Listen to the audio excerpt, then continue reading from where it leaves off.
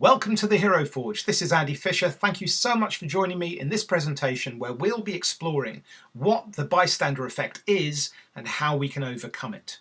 We're starting from a basic foundational principle that life is brief and precious, that the world's full of suffering and some of that is avoidable, and that each of us can act and alleviate at least some of that suffering.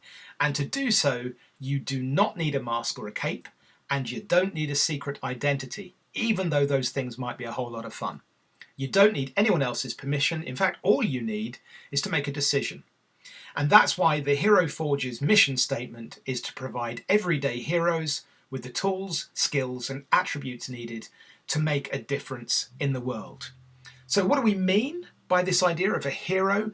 Well, in all of the research that I've done, in my experience, limited though it might be, I've noticed that heroes shift from a position of safety and security towards one of risk and uncertainty. They're willing to sacrifice or to take risks in the service of an idea. And that idea usually also means a movement from self-regard to being other-regarding, to placing the needs of others or for an idea or a principle bigger than ourselves before our own needs and wants. And if you put those two axes together, it's the meeting point between them where we can find the heroic impulse. And notice I don't say the hero, because arguably heroism is a verb rather than a noun. But it gets clunky talking about it in that way, and therefore we need some sort of working definition for a hero, and this is mine. A hero is someone who chooses to act in the service of the greater good despite personal risk or sacrifice. And in this sense, it's different from the idea of altruism. So imagine we're in a burning building, someone's collapsed in front of us, they're not breathing. The hero might choose to stop, administer CPR, and then lift and carry that person out of the building. That would be an heroic act. The altruist might well raise awareness or funding for the British Heart Foundation or any other similar institute. So there is sacrifice of time and effort, but it's distributed over time and the risk is lower. But there is a blurred line, of course, here between altruism and heroism. On the left-hand side of the screen, you'll notice that thrill-seeking has come up, and that's very different from the heroic impulse, simply because it's about self-gratification rather than service. And in that bottom left-hand quadrant there, the bystander effect, the thing that we're going to be looking at in more detail in a little while.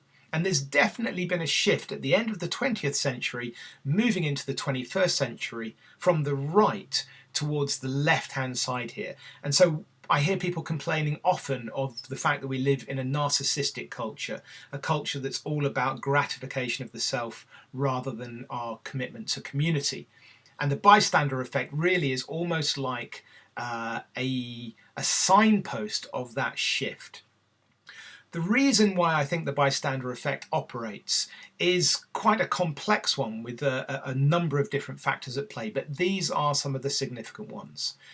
We are busier than ever before and we're more distracted than we've ever been before, and that means that we can often be ignorant of what's going on around us. So there may well be somebody who is in need of our help, but we just don't notice them because we're so busy dealing with our own lives. Next, we're more disconnected than ever before, which is ironic given the amount of time we spend connected to devices. What we mean by this is that Dunbar's number is in effect here, which was a sociological theory suggested by a researcher, Dunbar, that says because of our hunter-gatherer background and our genetic dispositions, we are predisposed to have a relationship quotient of about 150 people. We can have close bonds with about 150 people, which is about the same size as the average hunter-gatherer tribe. The problem is, of course, in most of the places where you or I live today, it's populated by far more than 150 people, and so we phase those people out. We become numb to the wider society around ourselves. We create an us and a them condition, and that leads to a sense of indifference to the suffering of others if they're not in our immediate group. Thirdly, we are more fearful and more unprepared to respond to calls for help, arguably, than our forefathers would have been. The image on the left here is a reproduction of what Ötzi the Iceman might have looked like. He was a very self-sufficient and resilient individual for his time and place.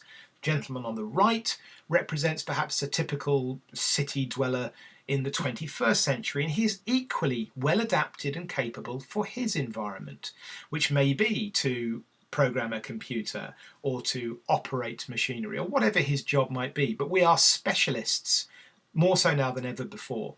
And with that means that we've got an atrophication of certain key skills that we might once have had access to. That means that we feel incapable. We don't feel like we're able to respond. We might see a problem. We might genuinely want to help, but we don't know how, and so we find ourselves holding back. We diffuse responsibility in the hope that someone around us will be more capable. And that brings us to the last of these four pillars that prop up the bystander effect, and that is that we are obedient conformers. We're socialized right from upbringing, from childhood, from parenting, from education, from the fact that we have a professional police force and a military protecting us, that we defer to authority figures. And the image here is from the famous Stanley Milgram experiments, where it was the hypothesis was that people would perform acts that they might not do otherwise if they were told to do so by an authority figure. And the shocking results were, and excuse the pun, a significant number of people were prepared to administer up to and including lethal doses of electricity to test subjects if someone in a white lab coat with a clipboard and looking significant and important in that environment told them to do so. Do go and check out these studies if you don't know about them, because they are very compelling. So because we're socialized to conform, we feel that we as individuals are insignificant, that we aren't able to respond. In fact, we're not responsible. And so you put these four things together: ignorance, indifference, incapability, and insignificance, and you get the blunting of the heroic impulse and the emphasis of the bystander effect. It wasn't always that way. It never is that way for a small section of any given society. This image epitomizes that idea. It was taken in 1936 in June at a dockyard in Hamburg, Germany. You'll notice everybody, apart from one individual, is doing what is required of them, which is to offer the Nazi salute, because it was the Nazi party that dominated the shipyards at the time. But one individual, August Landmesser, is refusing to join in the crowd. And the reason for that is because he had been told recently that he had to end his relationship with Irma Eckler, a Jew, by the Nazi party, and he refused to do so. He decided that he was going to go his own way, that he was not going to conform, and he was going to allow his love of Irma to supersede his obligation to conform. Unfortunately, this story doesn't have a happy ever after. Irma was in prison in a concentration camp where she was executed, and August Landmesser was forced to conscript into the war effort and was killed in action in the Second World War, which goes to the point of saying that heroes don't necessarily come out smelling of roses or have triumphant medal awarding ceremonies. Sometimes there are tragic consequences of heroism.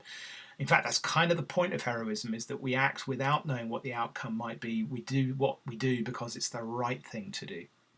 Another individual who epitomizes that idea is this gentleman, Oskar Schindler, who was the only member of the Nazi party to have been buried in the consecrated ground of Mount Zion. The reason for that is that he was responsible for saving 1,200 Jews from almost certain execution at the hands of the Nazis in occupied Poland by employing them within his factories as forced labour. And while initially he did so as a commercial imperative, he increasingly invested in their plight, and so much so that by the end of the war he was penniless, having used every penny of his significant fortune to bribe the SS guards and to provide them with black market contraband in order to leave his workers alone. This woman, Rosa Parks, on December the 1st, 1955 in Montgomery, Alabama, made the momentous decision to overcome the bystander effect by not standing. She chose to remain in her seat rather than giving it up to a white passenger, and became therefore an icon of the civil rights movement. Proof that heroism is not necessarily a masculine and muscular endeavour, but an act of virtue and of courage of a different kind that comes from the centre of our identity and not just the acts we perform. That's also embodied by this individual, nicknamed Tank Man, otherwise known as the Unknown Protester. We still don't know who he was. In June 1989, he stood opposed to a line of tanks that were making their way towards Tiananmen Square, where a massacre was taking place. We do know that he was taken away by a couple of individuals in blue boiler suits. We just don't know if they were the secret police or protesters trying to protect him. But this image, along with the individual in it, made the Times 100 most influential people of the 20th century. And finally, Wesley Autry in 2007, standing on the train platform for New York Underground, saw a young man fitting, and as a result of his muscular spasms, he fell into the track of an oncoming train. Wesley Autry, who was there with his own two daughters, jumped onto the track and then protected the body of the young man with his own body by covering him over. The carriages whistled past them. And in fact, they were so close to hitting Wesley Autry that once they ground to a stop and he was able to come out from underneath the train, there were grease marks across the top of his baseball cap. So each of these individuals were able to overcome the array of psychological and sociological influences that make up the bystander effect. And in the Hero Forge model, we talk about ignorance being overcome by curiosity. Indifference is transformed by being connected. Our sense of being incapable is overcome by courageous action, which in turn will lead to being capable. And our sense of insignificance is transformed through a commitment to an idea or a cause greater than ourselves. Let me just give you a case study for each of these key virtues. The first is Christina Paltine, who for me embodies the idea of curiosity.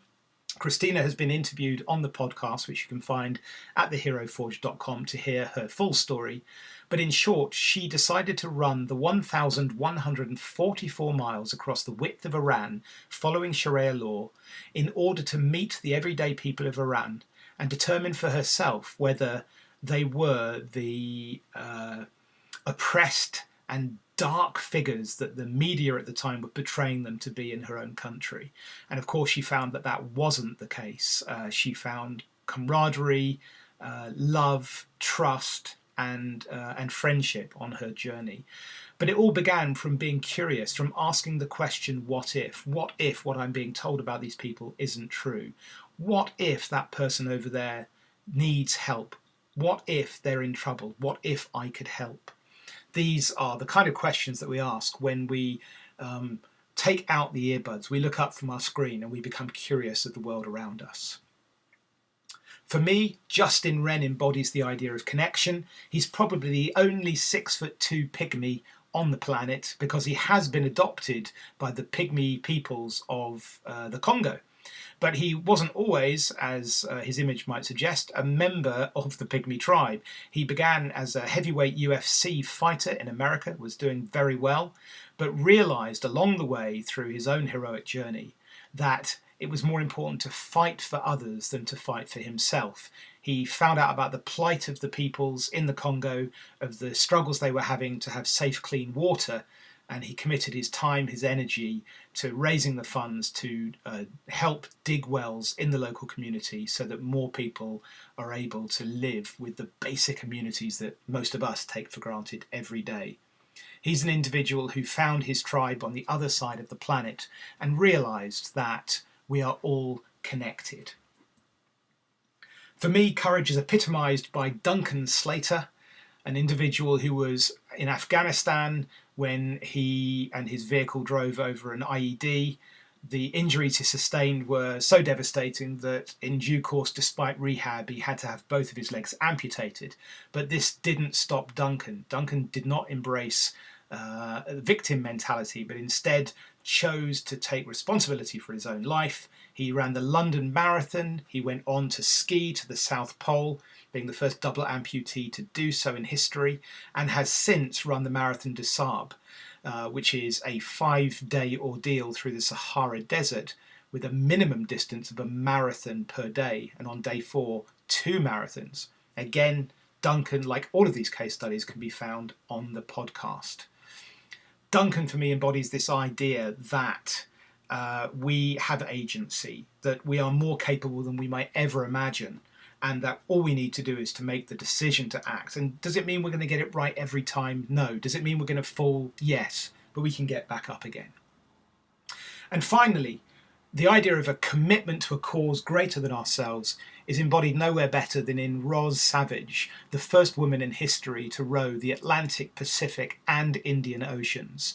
Ros did so not to get into the record books, but because she became aware of the environmental damage being done by disposable plastics and by the way in which our materialistic and consumer lifestyles are having untold devastation on the world around us. So she quit her comfortable life as a management consultant and started rowing.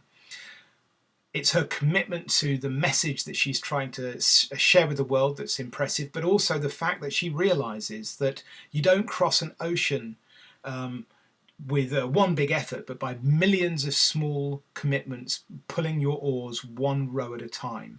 And it's that unstoppable attitude that has allowed Ros to do the remarkable things she's done.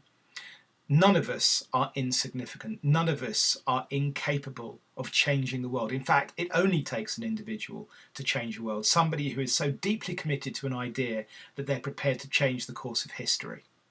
And those 4 qualities in combination will allow us to overcome the bystander effect. Now, when I first devised the Hero Forge model, it looked a little bit like this. We have the idea of the field of stories in the centre, and it's this square around the central circle that we've been looking at today, because discernment, courage, empathy and governance are the 4 antidotes to the bystander effect. Discernment is the idea of curiosity, empathy, connection. Courage still stands in the same way in the model, and governance by any other name is this idea of being committed, realising that we have an ability to respond, to choose how we act in the world. It's part of a larger model, this, and there's not time to go into all of that today, but it originated from an old woodcut of an alchemical text. The alchemists were those who took the base materials of life like lead and converted them through mystical processes into precious metals like gold.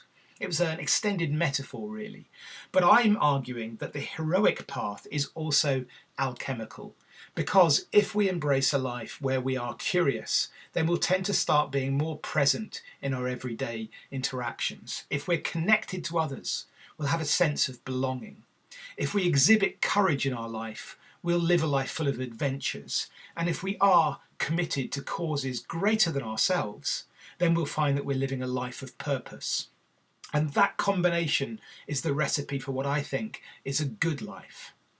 And so I hope you found that this at least gives you one more piece of the puzzle as we figure out what it is to live a heroic life. There's far more to say on the topic. We can explore the idea of the mindset required for heroism, the kind of training we can undertake to become more efficient in our heroic practice, and then the hero's path, the things we can do on a daily basis to hone our skills so that we're ready if and when the call to adventure comes. But for now, thank you for listening. I hope you found this useful, and do tune in to theheroforge.com for more information.